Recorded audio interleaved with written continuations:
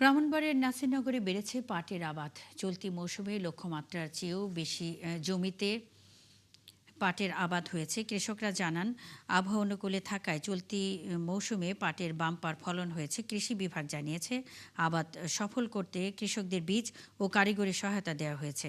সহকর্মী জালাল উদ্দিন রুমির তথ্য ও ছবিতে প্রতিবেদন।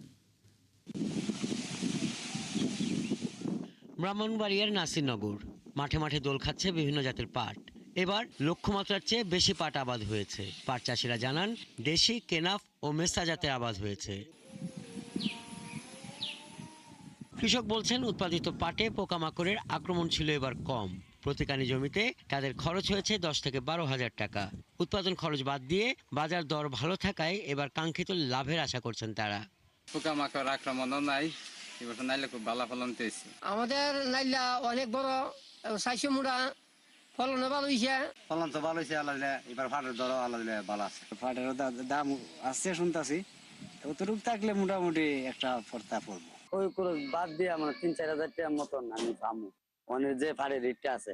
প্রতি বছরই আবাদ বাড়ছে জানিয়ে কৃষি কর্মকর্তা বলছেন, পাটের আবাদ বাড়াতে ও সুস্থ সবল পাট আবাদে কৃষককে বীজ সহ সব ধরনের কারিগরি সহায়তা দেওয়া হয়েছে। আমাদের মূলত 3টা জাত রয়েছে, দেশি, কেনাফ এবং মেস্তা। এই 3টা পাটের আবাদ হয়ে থাকে। তবে নাসিরনগরের জন্য কেনাফ এই পাটটা বেশ জনপ্রিয় এবং এটাই সবচেয়ে বেশি চাষ হয়। চলতি মৌসুমে নাসিরনগর উপজেলায় 1550 হেক্টর জমিতে আবাদের লক্ষ্যমাত্রা ধরা হলেও আবাদ হয়েছে 1625 হেক্টর জমিতে। হাসান আহমেদ, 71।